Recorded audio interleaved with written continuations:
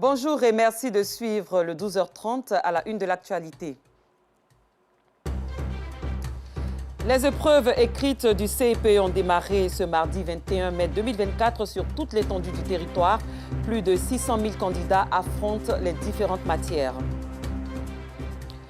L'Iran entame ce mardi 5 jours de deuil après la mort du président Ibrahim Raïssi et de son ministre des Affaires étrangères dans un accident d'hélicoptère.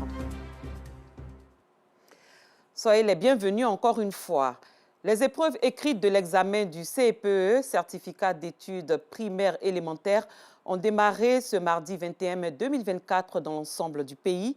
Elles ont été officiellement lancées par le ministre de l'Éducation nationale et de l'alphabétisation, Mariatou Koné. Ce sont 627 908 candidats, dont 311 352 filles et 316 556 garçons qui composent à travers le pays, répartis dans 2 709 centres. Les épreuves écrites ont débuté à 8 h. La proclamation officielle des résultats est prévue le lundi 3 juin 2024 à 14 h. Et cette bonne nouvelle, l'élève Krekoum Lovan Nils Samuel Marie de Côte d'Ivoire a été classé champion du monde de dictée dans la catégorie primaire lors de la 33e édition de la finale internationale de dictée Paul Gérin Lajoie au Canada le dimanche 19 mai 2024. Issu de l'école Le Petit Royaume de Bonoumé à Cocody, il a hissé haut le drapeau ivoirien dans le ciel canadien. Il repart avec une bourse d'études de 2 000 $ canadiens, plus d'1 million de francs CFA et un trophée. Il a été accueilli, vous allez le voir tout de suite dans les images, chaleureusement à son arrivée en Côte d'Ivoire.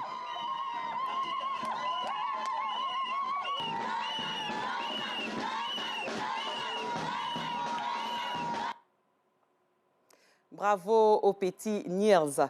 Et cette information peu reluisante, le dimanche 19 mai 2024, peu après 17 h, 2 enfants âgés de 4 ans ont été retrouvés morts dans un véhicule stationné à l'école primaire publique GESCO dans la commune de Yopougon. Ce véhicule est stationné depuis l'établissement depuis près de 2 ans. La disparition de ces enfants avait été signalée depuis samedi soir par leurs parents. On en sait un peu plus avec Abdoulaziz Guira et Clément Boko.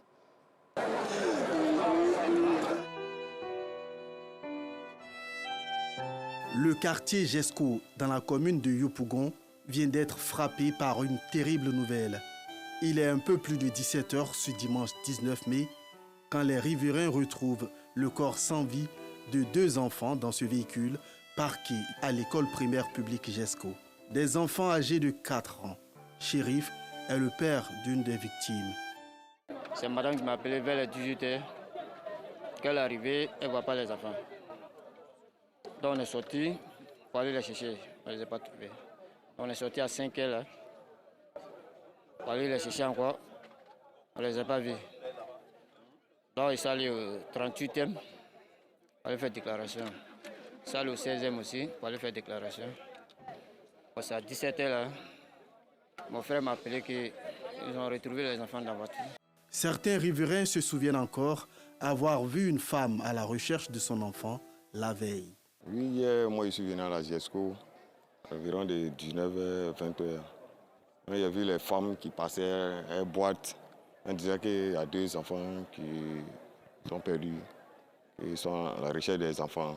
Donc moi, directement, j'ai dit à la dame, quand c'est comme ça, laissez le numéro. Là, au cas si on voit les enfants, on va vous appeler. Donc c'est dans ça, on s'est séparés. Maintenant, ma grande surprise, aujourd'hui soir, je suis venu, j'étais assis au quartier même. Il y a un jeune gros qui vient dire ils ont retrouvé 2 corps des enfants dans l'école GESCO.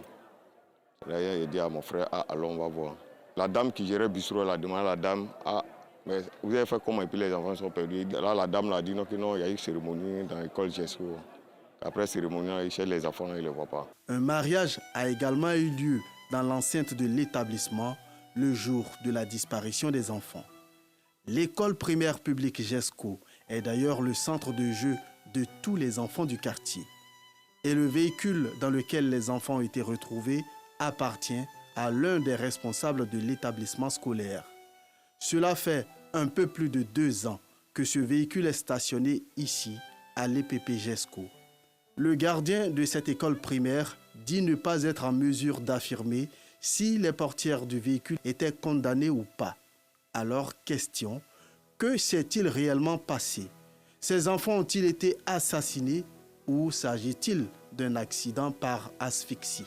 Les enquêtes entamées par la police nationale vont certainement donner des éléments de réponse les jours à venir à ces questions.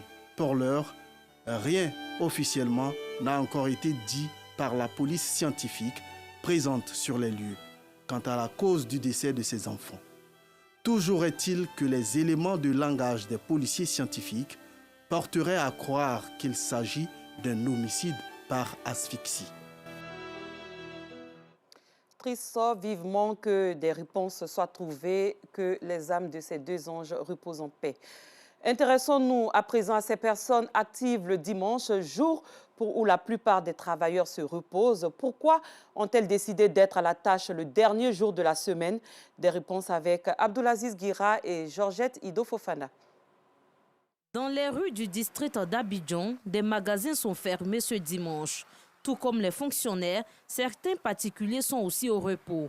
Cependant, ce mécanicien, lui, est à la tâche. Les dimanches, son activité est beaucoup plus rentable. Dimanche, là, je ne veux pas laisser à la maison comme ça. Bon, il faut que je vienne, je veux faire un peu. Tout mon client aussi, c'est dimanche qu'ils viennent. Le week-end, là, les clients viennent plus par rapport aux autres jours. Le jour ordinaire, là, le travail, là, ça ne marche pas comme ça, comme dimanche. En plus des métiers de la mécanique, d'autres activités tirent aussi profit des week-ends. Dans ce lavage automobile, le personnel n'est au complet que les samedis et dimanches, des jours de vaches grasses. Oui, mais nous, notre métier, c'est au moment où les gens sont de repos que nous travaillons. C'est ça, donc le samedi, le dimanche et le lundi, c'est nos jours où on n'a plus de clients. Donc nous travaillons plus lorsque les gens sont de repos. D'ailleurs, le dimanche, c'est notre vrai jour. C'est le meilleur jour pour nous. Le dimanche, d'ailleurs, le samedi et dimanche, tout le personnel est en place. Personne ne se repose. Mais en semaine, à tout de rôle, il y a 2 qui se reposent. Pour la population, ces particuliers qui travaillent les week-ends sont d'une grande utilité. En semaine, on est beaucoup occupés. Et souvent, en week-end, surtout les dimanches, vous savez que la plupart des Ivoiriens ne travaillent pas les dimanches. Donc, quand on voit un service qui travaille les dimanches, nous sommes heureux pour pouvoir faire nos transactions, pour pouvoir effectivement laver nos voitures aussi. Quand on voit ça, nous sommes heureux. Que ce soit le restaurant, les services, mobile money, ainsi que les lavages. Surtout les lavages, parce que les dimanches soirs, il faut qu'on lave notre voiture pour pouvoir aller au travail demain matin. En Côte d'Ivoire, comme dans la majeure partie des pays du monde entier, le dimanche est le jour privilégié pour le repos hebdomadaire. En Europe, cette tradition a débuté sous le règne de l'empereur romain Constantin Ier. Direction Mans, à présent, les plus hauts responsables de la direction de la police des drogues et des stupéfiants, DPDS, ont invité la jeunesse à tourner le dos à la drogue. Le taux de consommation de ces substances hautement nocives est en hausse au pied du mont Tonkoui, d'où cette campagne dénommée « Parents, une jeunesse sans drogue, sans Kadhafi », c'est l'affaire de tous. Le reportage est signé Gervais Kwasi du bureau régional de la RTI à Mans et Joël Gossi. Les éléments de la direction de la police des drogues et de stupéfiants, DPSD, ont investi la ville de Mans à l'effet d'inviter les populations à tourner dos aux substances psychotropes sous toutes leurs formes. Avec l'ampleur que le phénomène drogue prend, Monsieur le ministre a décidé que nous fassions la sensibilisation, nous fassions la prévention. Et donc, il nous a mis en mission à Mans. Parce que Mans devient une plaque tournante du trafic à cause de son relief et aussi à cause de ses frontières. Conférence, échange, ont meublé les 72 heures qu'aura duré le séjour des 400 policiers de la DPSD au pied du Tonkoui. Les jeunes, surtout les élèves, ont été instruits sur les méfaits de la drogue dont les conséquences sur l'homme peuvent conduire à l'irréparable, c'est-à-dire à la mort. De grands panneaux expressifs ont été installés à des carrefours beaucoup fréquentés par les passants pour rappeler les méfaits de la drogue. Les drogues et médicaments falsifiés de qualité inférieure saisis par l'antenne régionale de la DPSD de Mans, dirigée par le commissaire Irma Franck Béou, ont été incinérés quand les funestes propriétaires de ces marchandises toxiques ont été écroués.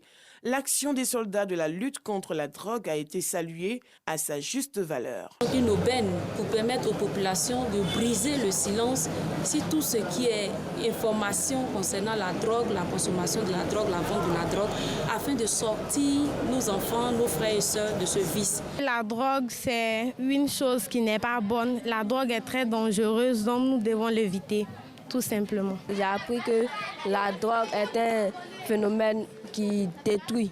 La drogue tue à petit feu. Bon, il faut éviter de consommer la drogue.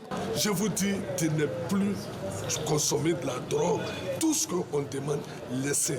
Pour joindre l'utile à l'agréable et pour créer une symbiose entre les populations et leur police, des activités sportives entre civils et FDS ont eu également lieu. Parlons culture, la 5e édition de la pièce de théâtre Drôle de femme a connu un succès le samedi 18 mai dernier. Cette pièce théâtrale intitulée La canne à sucre a fait un clin d'œil à la Cannes 2023, organisée ici en Côte d'Ivoire, tout en relevant des leçons de vie dans des moments de fou rire qui ont séduit les spectateurs. C'était en présence de nos reporters Fedana Yeo et Ido Georgette Fofana. La canne à sucre, thème de la 5e édition du spectacle humoristique des femmes dénommé Drôle de femmes au Parc des Expositions d'Abidjan. Une manière de faire un clin d'œil à la Cannes Coupe d'Afrique des Nations 2023 remportée par les éléphants de Côte d'Ivoire. Cet événement a mis en exergue les femmes dans le domaine culturel tout en ressortant les aspects cruciaux de sa vie en société. Le spectacle est perçu par les organisateurs comme une sorte de renaissance de la scène théâtrale en Côte d'Ivoire et d'ouvrir une perspective dans le domaine pour la gente féminine. Une femme gracieuse, une femme magnifique comme vous, une femme fortunée surtout pas. Ne pleure pas, hein. Vous ne devez pas pleurer, madame. Et puis ça ne vous arrange pas, surtout que vous êtes en surpoids. Avec Drôle de femme, avec ce spectacle haut en couleur, il y avait toutes les thématiques à l'intérieur. Voilà. Les femmes sont tout simplement talentueuses, elles méritent d'être accompagnées, elles méritent qu'on leur fasse confiance, elles méritent qu'on les soutienne, elles méritent qu'on leur donne les moyens de se développer parce qu'elles sont capables de donner vie à ce qui n'en a pas. La prestation des artistes est saluée unanimement et les spectateurs ne tarissent pas d'éloges à leur endroit. Je suis contente que nos filles, nos cadettes prennent le relais. On a ouvert. Et félicitations à Caroline Da Silva qui est inspirée d'année en année et à son mari Da Silva. C'est bien. Vous voyez ce que des femmes, compétences des femmes. En tout cas, je suis fière. Le jeu des acteurs est bon. Parce qu'il y a des doyennes qui les souffrent, comme les fêteurs, les accords, tout ça, qui tirent les jeux. Depuis un certain temps, il n'y avait plus de pièces de théâtre pour les femmes. C'était de l'humour et tout. Mais elle est venue, elle a modifié et c'est rempli. Il y a la musique, il y a... Vraiment, c'est tout un spectacle complet. Félicitations à tous les acteurs. Et surtout, un grand merci à Eva Gueye pour sa pièce. Voilà. Les émotions et les réflexions suscitées par Drôle de femmes témoignent du succès de cette 5e édition. Les dames qui avaient les tam-tams et tout, là, j'ai vraiment apprécié le passage, la diversité. C'était vraiment sympa. Et puis on a parlé aussi des faits de société et tout. C'était vraiment intéressant. J'ai hâte de venir l'année prochaine encore. On a apprécié tout simplement. C'est vrai que c'était un spectacle drôle, mais il y avait aussi beaucoup d'enseignements, de l'escroquerie, de la facilité. C'était bien. Ces actrices ont, à travers leurs prestations scéniques mêlées à l'humour, offert une soirée mémorable aux spectateurs. Hors de la Côte d'Ivoire, l'Iran entame ce mardi 5 jours de deuil avec une série de cérémonies dans différentes villes du pays. Mercredi, à Téhéran, les fidèles pourront accompagner les dépouilles du président Ibrahim Raïssi et de son ministre des Affaires étrangères et des autres personnes présentes dans l'hélicoptère qui s'est écrasé le dimanche 19 mai 2024. Fin de ce journal. Merci de votre attention. Très bonne suite de programme sur RTI2.